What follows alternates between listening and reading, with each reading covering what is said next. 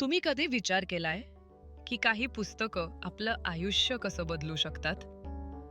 प्रत्येक पुस्तकात दडलेलं असतं एक नवं जग, एक नवं ज्ञान, एक नवा विचार.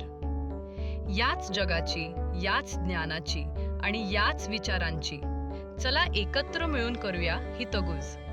आपले स्वागत आहे हितगुज पुस्तकांशी या तुमच्या वाहिनीवर. आपण सगळेच कधीतरी हा प्रश्न स्वतःला विचारतो. जर मी असं वागलो तर लोकांना वाईट वाटेल का? जर मी नाही म्हटलं तर ते माझ्याबद्दल काय विचार करतील? जर मी माझ्यासारखं राहिलो तर लोक मला स्वीकारतील का? आणि हळूहळू हा प्रश्न आपल्या आयुष्याचं केंद्र बनतो. आपण काय करतो, कसं बोलतो, कुठे थांबतो, कुठे बदलतो, हे सगळं लोकांच्या प्रतिक्रियांवर अवलंबून राहतं. आणि मग आपण स्वतःचं आयुष्य हळूहळू इतरांच्या अपेक्षांवर जगायला लागतो. पण इथेच एक मूलभूत प्रश्न उभा राहतो. तुमचं आयुष्य खरंच कोणाचं आहे? तुमचं की लोकांचं? आपल्याला लहानपणापासून एकच गोष्ट शिकवली जाते. चांगलं वागा, सगळ्यांना आवडा, कोणाला दुखवू नका. हे ऐकायला छान वाटतं, पण यामागे एक धोका लपलेला असतो. जेव्हा सगळ्यांना आवडणं हेच ध्येय बनतं, तेव्हा स्वतःसारखं राहणं हे हळूहळू गमावतं. आपण नकळत स्वतःला बदलतो.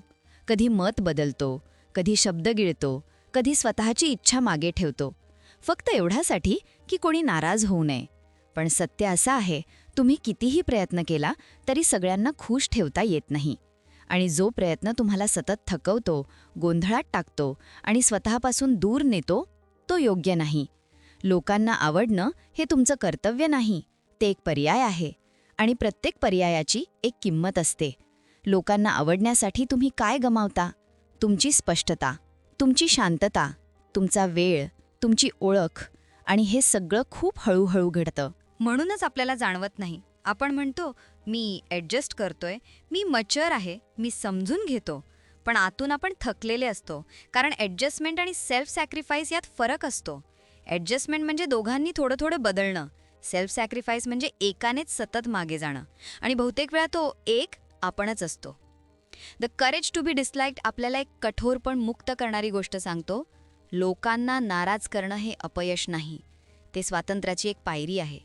जेव्हा तुम्ही लोकांना नाराज होऊ देण्याचा धाडस करता, तेव्हाच तुमचं आयुष्य खरंच तुमचं बनायला लागतं. लोक काय विचार करतील हा प्रश्न कधीच संपत नाही.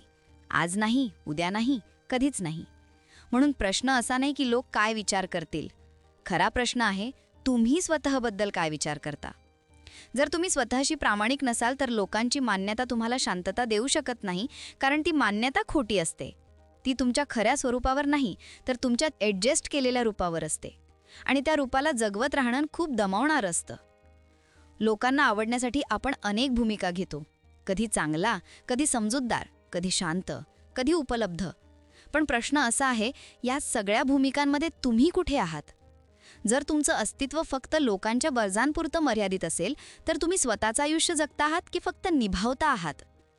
The courage to be disliked आपल्याला जबाबदारीची एक वेगळीच व्याख्या देतो. तो म्हणतो, तुमचं काम लोकांना खुश ठेवणं नाही, तुमचं काम स्वतःसारखं जगणं आहे. लोकांना कसं वाटेल हे त्यांचं काम आहे, तुम्ही कसं जगता हे तुमचं. ही सीमा समजून घेतली की आयुष्य खूप हलकं होतं. पण हे हलकं होणं सुरुवातीला भीतीदायक वाटतं. कारण लोक नाराज होतील, काही दूर जातील, काही टीका करतील. पण एक गोष्ट लक्षात ठेवा, जे लोक तुम्ही बदललात म्हणून दूर जातात, ते लोक तुमच्यासोबत नव्हते. ते फक्त तुमच्या सोयीचा फायदा घेत होते. आणि जे लोक तुम्ही स्पष्ट झालात तरी तुमच्यासोबत राहतात, तेच खरे लोक असतात. स्वतःसारखं राहणं हे धाडसाचं काम आहे, कारण ते एकटं पाडू शकतं. पण ते तुम्हाला स्वतःशी जोडतं. आणि स्वतःशी जोडलेला माणूस कधीच कमकुवत नसतो. लोकांना आवडण्यासाठी आपण एक गोष्ट सतत करतो. आपण अपराधी वाटून घेतो. मी असं बोललो म्हणून वाईट वाटेल. मी नाही म्हटलं तर ते दुखावतील. मी वेगळा वागलो तर लोक दूर जातील. आणि ही गिल्ट आपल्याला पुन्हा पुन्हा मागे ओढते. The courage to be disliked या गिल्टबद्दल एक स्पष्ट गोष्ट सांगतो. गिल्ट म्हणजे जबाबदारी नाही, ती सवय आहे. आपण ती सवय लावून घेतलेली असते. कोणी नाराज झालं की आपल्याला वाटतं, माझ्यामुळे झालं. पण प्रत्येक भावना तुमची जबाबदारी नसते. लोक कसं वाटून घेतात हे त्यांच्या विचारांवर अवलंबून असतं, तुमच्या नियंत्रणावर नाही. इथे एक महत्त्वाची संकल्पना येते, कामांची विभागणी. तुमचं काम प्रामाणिकपणे वागणं आहे. स्पष्टपणे बोलणं आहे, स्वतःसारखं राहणं आहे. लोकांचं काम त्यांना कसं वाटतं हे हाताळणं आहे. ही सीमा जेव्हा स्पष्ट होते तेव्हा गिल्ट कमी होतो आणि गिल्ट कमी झाला की माणूस पहिल्यांदा मोकळा श्वास घेतो. लोकांना आवडण्यासाठी आपण बाउंड्रीज टाळतो, कारण बाउंड्रीज ठेवल्या की अपराधी वाटतं. पण बाउंड्रीज म्हणजे नकार देणं नाही. बाउंड्रीज म्हणजे स्वतःची जबाबदारी स्वतःकडे ठेवणं.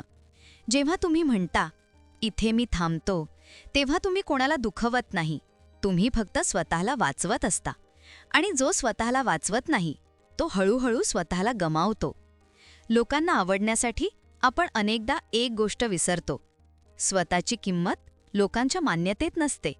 ती तुमच्या कृतीत असते, तुमच्या निवडीत असते, तुमच्या स्पष्टतेत असते. लोक आज तुमचं कौतुक करतील, उद्या टीका करतील, दोन्ही बदलतील. पण तुम्ही जर स्वतःशी प्रामाणिक राहिलात तर आतली स्थिरता बदलत नाही.